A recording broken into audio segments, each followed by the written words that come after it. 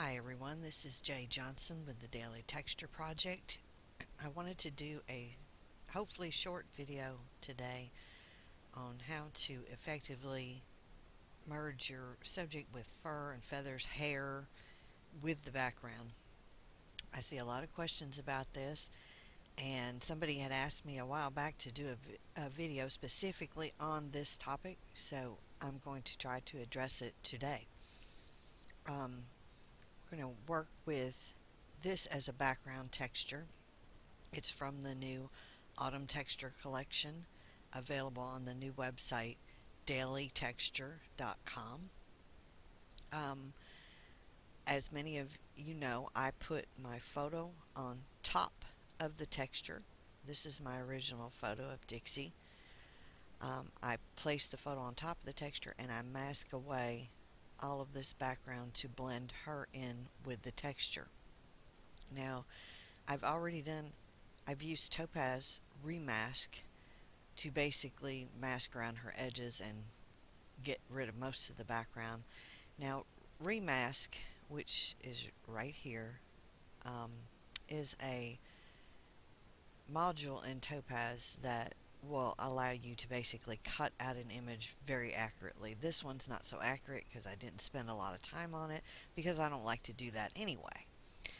But with Remask, when you're in that module, you can actually get in among all these little hairs.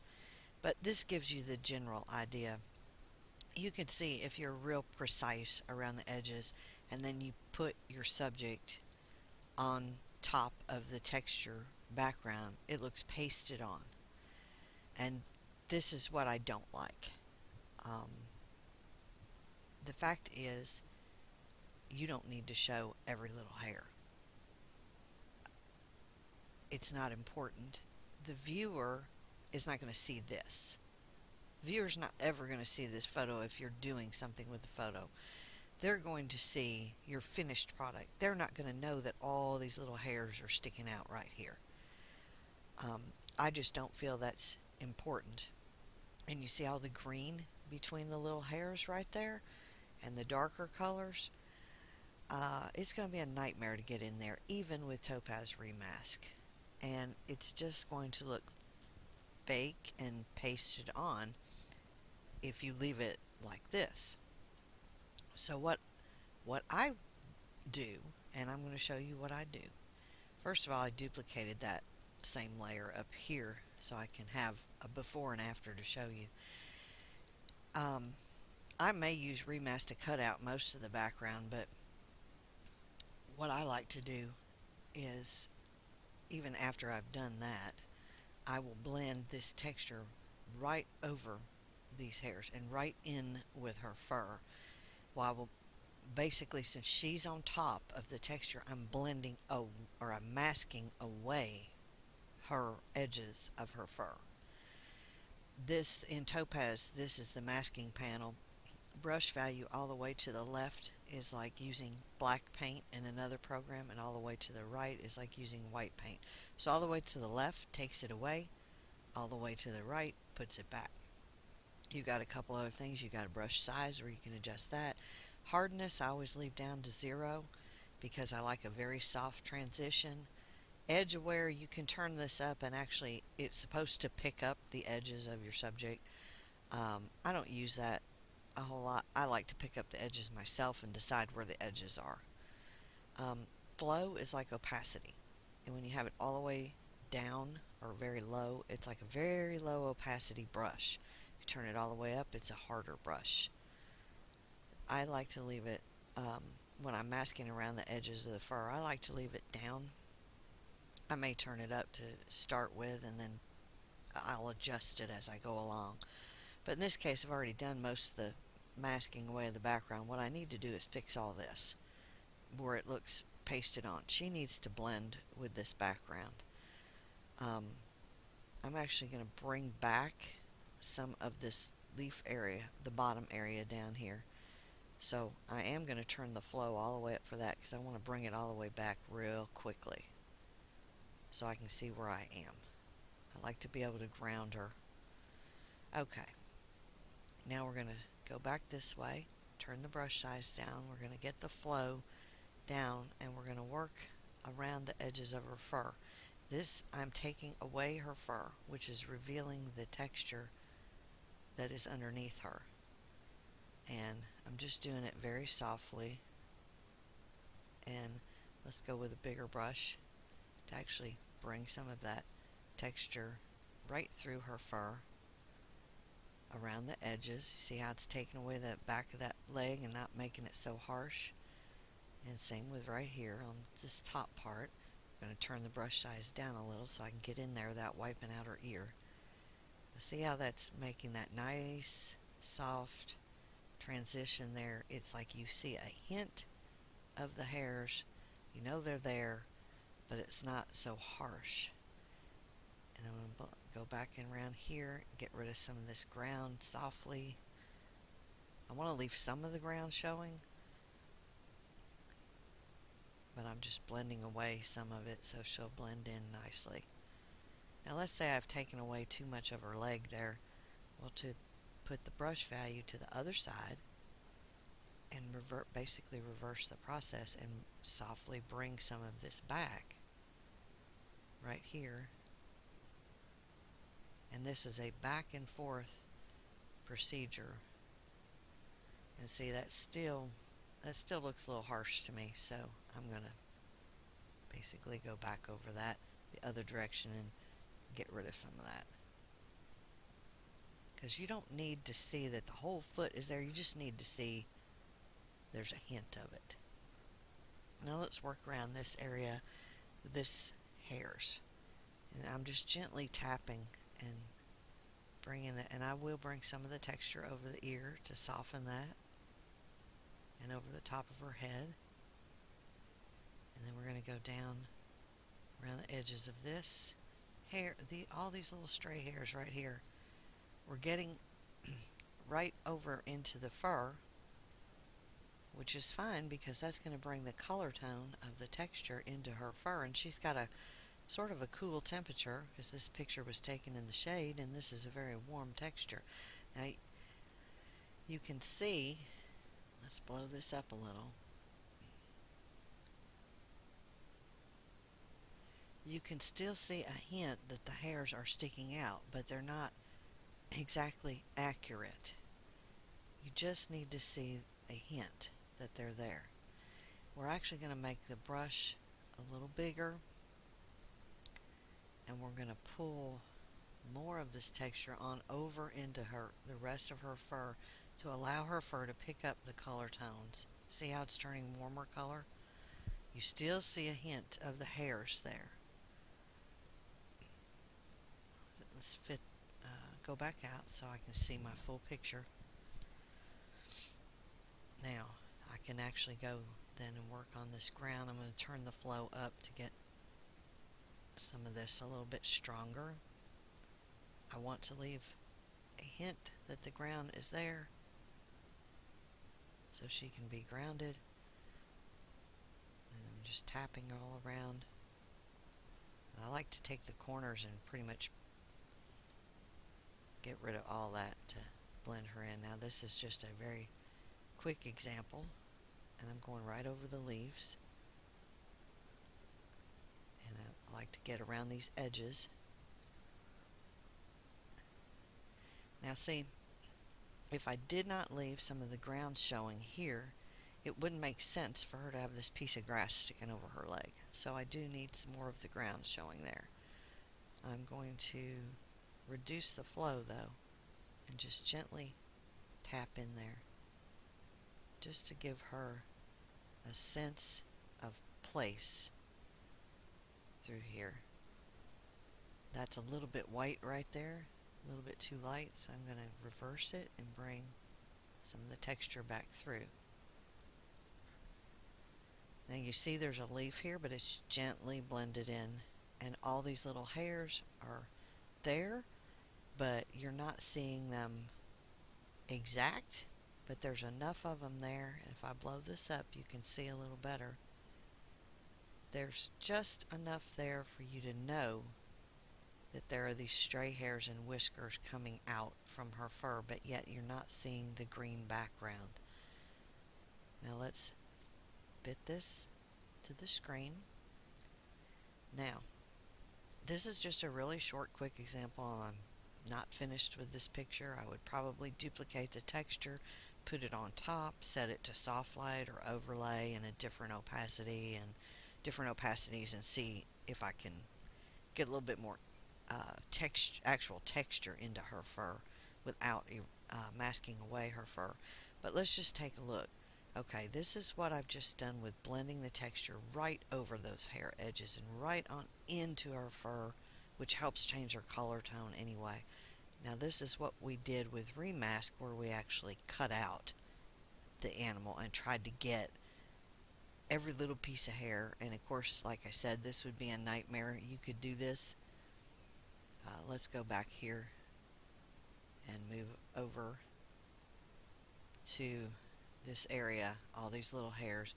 You could actually go in with a very tiny brush, like maybe a 1, with a very high flow, and I'm on the wrong layer. So let's go back to the right layer and do this. And you could go like this in between every little piece of hair, which is totally not necessary because the viewer's never going to see this. I mean, if you want to do it, you can. If you want to show that hair flowing out, you can. You could also work in your photo program and change the color tone of this green possibly to blend with the texture better. But if you leave it like this, with every little piece of hair, it's still going to look pasted on. But when you do, like I just showed you with this layer, let's turn this one off, you have a lot softer transition. So you have this or this.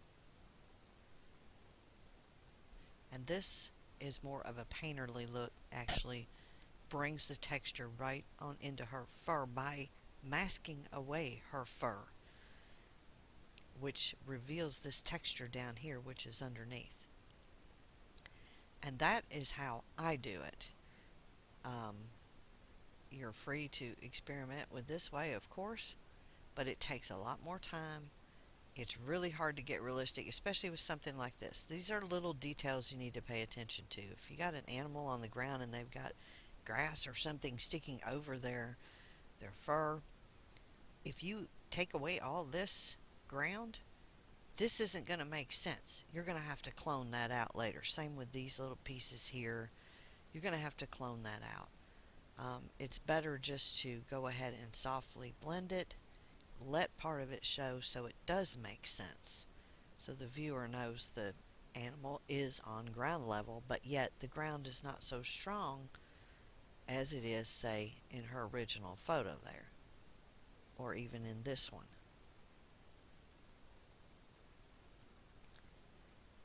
So that is what I do, and I hope that helps explain it.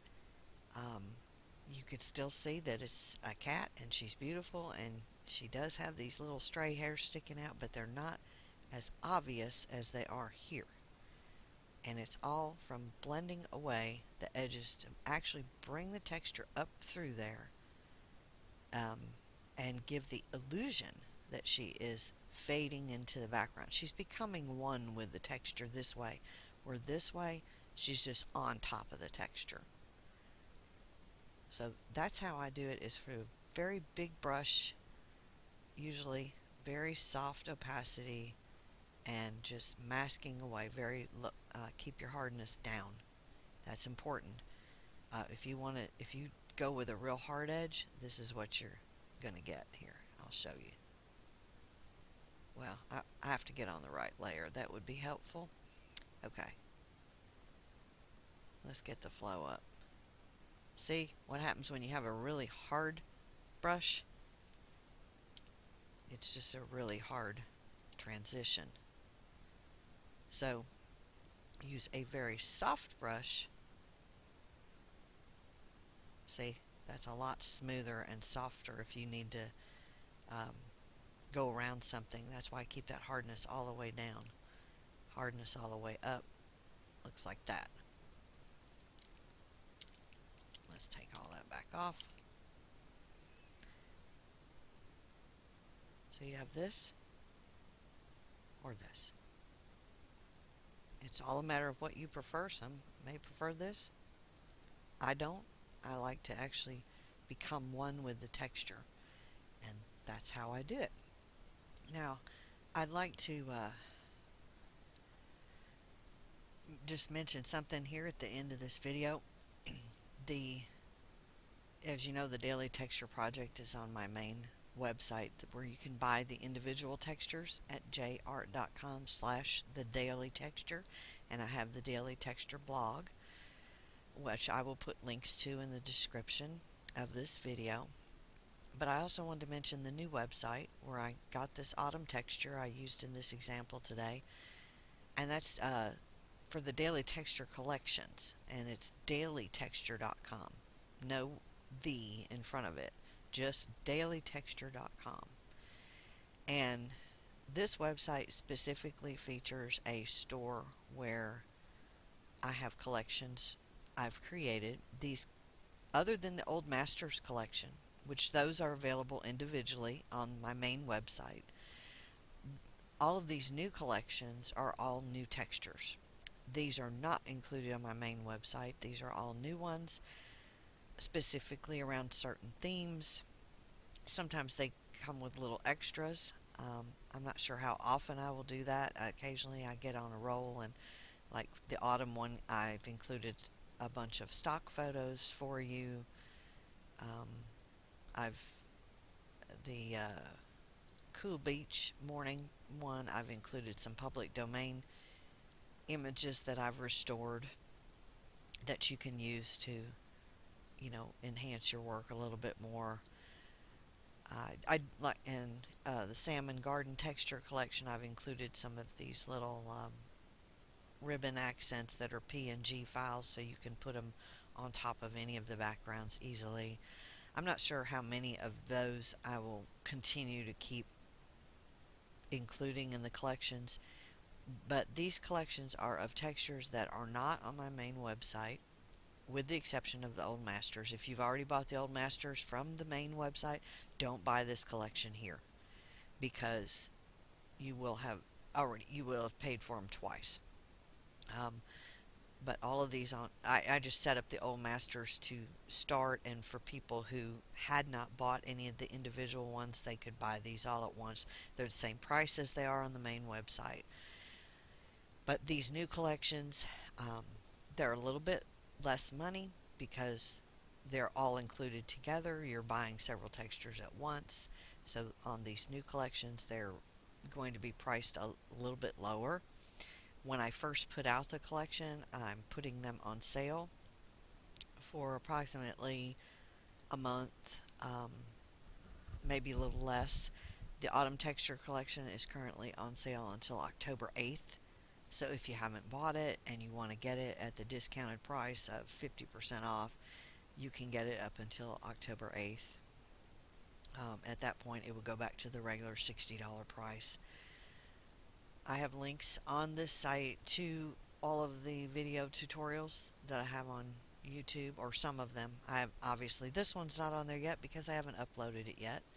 I have a mailing list on the new website. If you join the mailing list, you will receive an extra discount coupon every time I send out an email that will get you extra money off of the new textures. The texture licenses here, which you can read before purchasing. It's very simple. Basically, you're allowed to use the textures any way you want to. The only thing you cannot do is publish them as is. You have to somehow create a new work using your photo, painting, art, pattern, something. You just can't publish it as is. That's basically the only restriction. And you, let's see here. And that's basically all the new website has. There is a link back to the individual textures right here if you need to find your way back. But I just wanted to introduce that new website to you while I was on this video, and I will include a link to that in the video description as well. And I hope you guys found the video helpful. Thanks for watching.